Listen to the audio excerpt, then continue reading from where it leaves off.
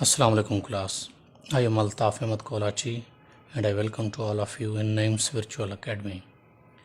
Today we are going to study the last part of a speech which is interjection.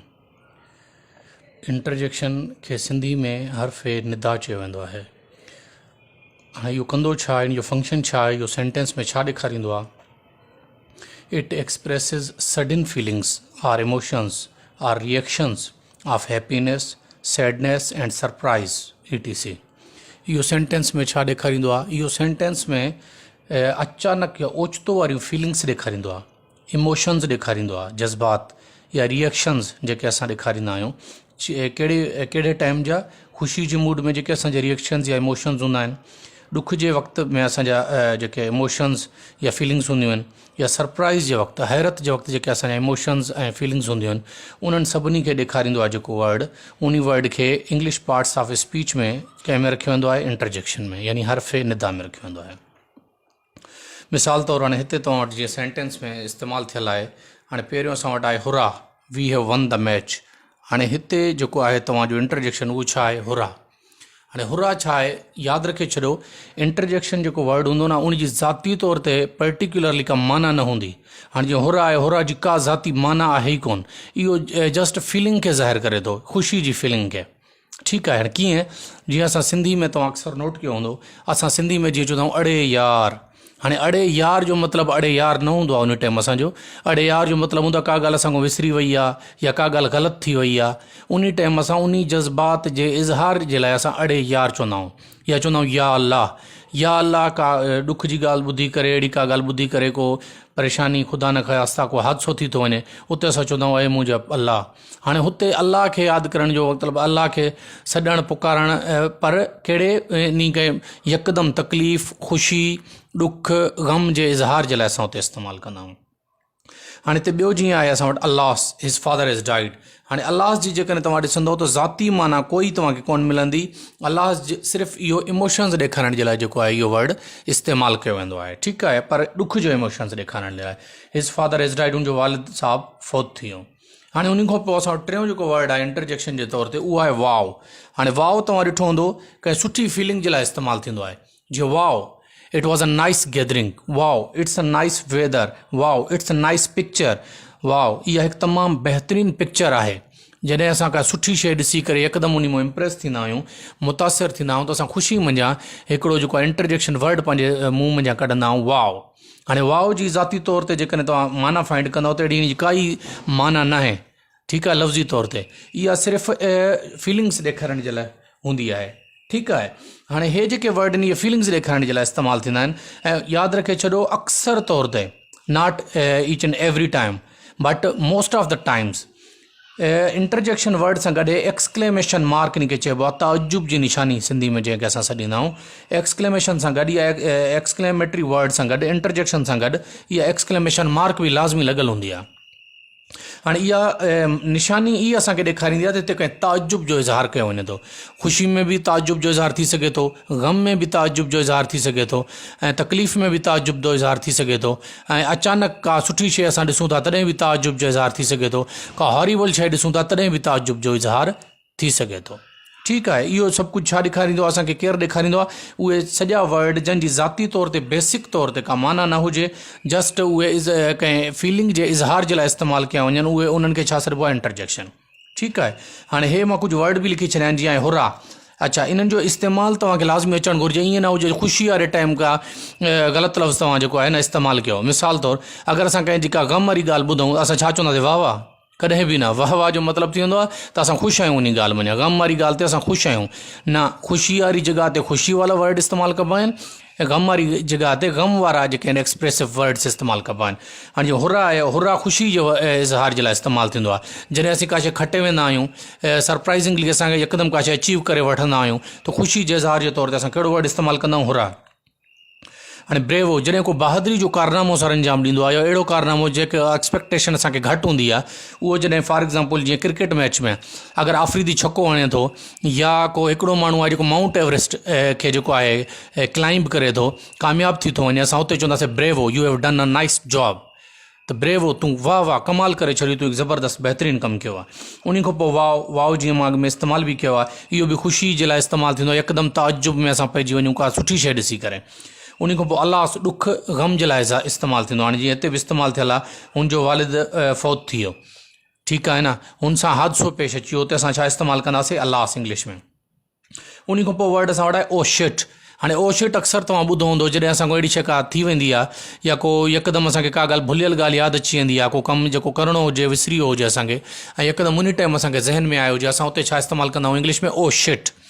हाणे मिसाल तौरु oh shit I have lost my keys. Oh shit मूंखां जेको आहिनि bike जूं car जूं जेके चाबियूं आहिनि उहे गुम थियूं। उते अहिड़े क़िस्म जे इज़हार जे लाइ जेको वर्ड इस्तेमालु थींदो आहे, उहो कहिड़ो इस्तेमालु थींदो आहे, उहो थींदो आहे ओ शिट, ETC वग़ैरह वग़ैरह। हाणे इहो हुयो असांजो इंटरजेक्शन, ऐं इन इंटरजेक्शन सां गॾोगॾु असांजे जेके पार्ट्स ऑफ स्पीच जो जेको टॉपिक हुयो उहो कंप्लीट थी वियो, ठीकु आहे। हाणे इन पार्ट्स ऑफ स्पीच जे टॉपिक जे इख़्तिताम ते मां वरी तव्हांजी यादि दहानी जे लाइ कुझु अहिड़ा वर्ड इस्तेमालु कया आहिनि जेके एट द सेम टाइम जेको आहे वर्ब बि हूंदा आहिनि, नाउन बि हूंदा आहिनि, एडजेक्टिव बि हूंदा आहिनि, या कंहिं ॿिए पार्ट ऑफ स्पीच जे तौर ते बि इस्तेमालु थी सघनि था।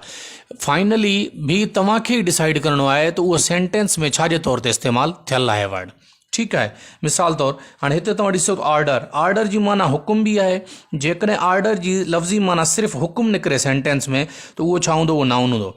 जेकॾहिं ऑर्डर जी माना सेंटेंस में हुकुम ॾियणु निकिरे त उहो छा हूंदो, वर्ब हूंदो। मिसाल तौरु इट वॉज़ एन ऑर्डर, इहो हिकु हुकुम हुयो, कंहिं माण्हू मूंखे हुकुम ॾिनो ऐं मां कंहिंखे ॿुधायां थो इट वॉज़ एन ऑर्डर, त उहो हिकु हुकुम हुयो। हाणे हिते जेको ऑर्डर आहे एज़ अ नाउन इस्तेमालु थियल आहे। हाणे हिते तव्हां माना कढी ॾिसंदोसि, इहो हिकु हुकुम हुयो, और सिर्फ़ु हुकुम इन जी माना ऑर्डर जी जॾहिं निकिरे थी त हिते ऑर्डर छा आहे, हिते आहे नाउन। अच्छा, हाणे हिते ॾिसोसि, दे ऑर्डर्ड टू डू इट, उन्हनि इहो करण जो हुकुम ॾिनो।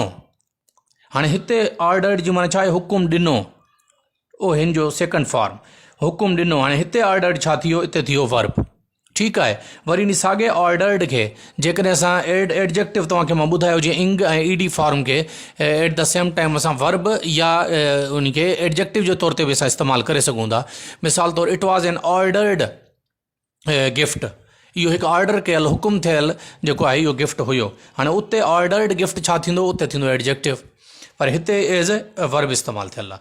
उन खां पोइ अचो ॿियो वर्ड असां वटि आहे दैट। हाणे दैट जी माना हू बि आहे, उहो बि आहे, ऐं दैट माना ता बि आहे।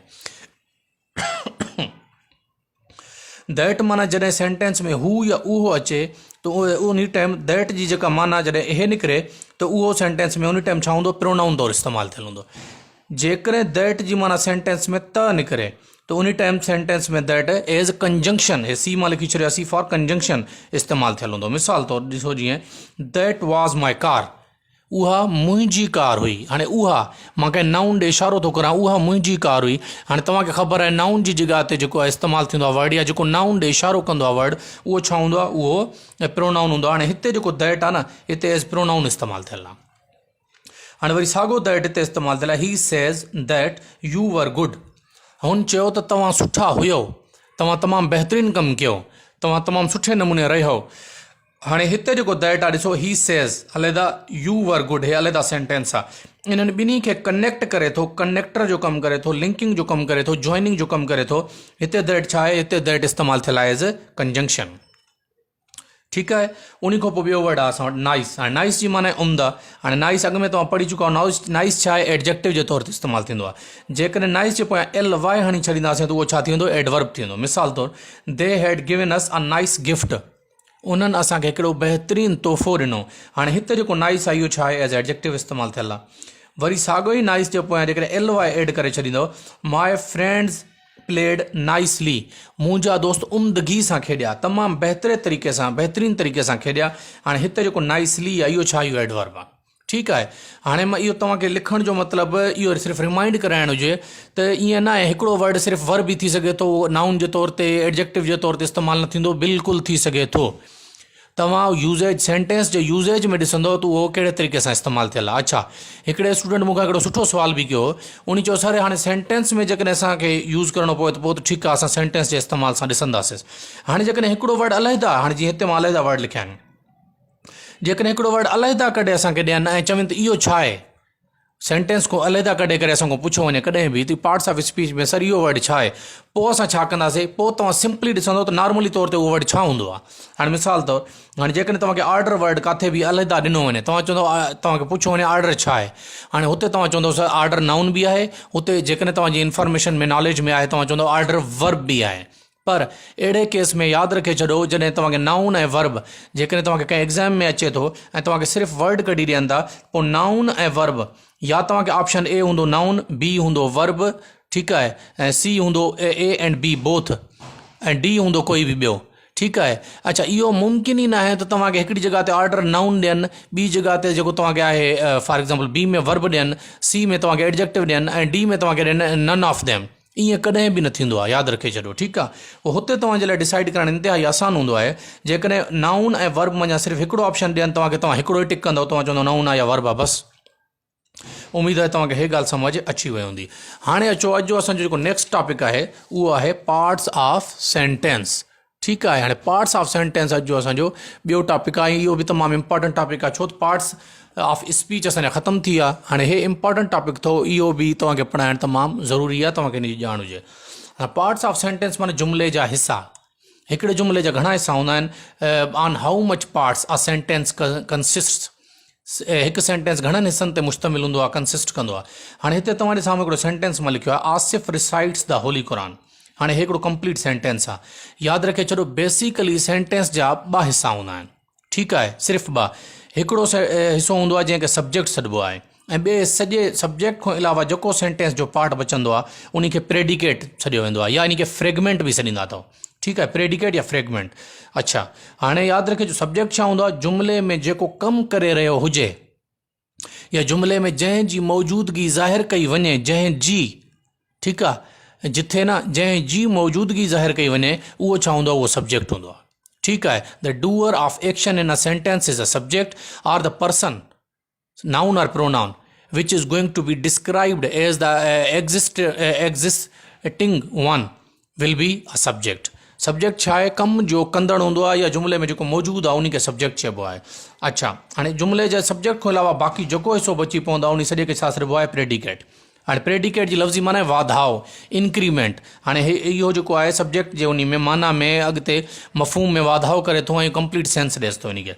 हाणे प्रेडिकेट जे अंदरि छा अची वेंदो आहे, छो त सब्जेक्ट खां अलावा बाक़ी सॼो प्रेडिकेट आहे, त प्रेडिकेट जे अंदरि फर्दर मोर छा अची वेंदो आहे, प्रेडिकेट में हिकु वर्ब ईंदो आहे, ॿियो ऑब्जेक्ट ईंदो आहे।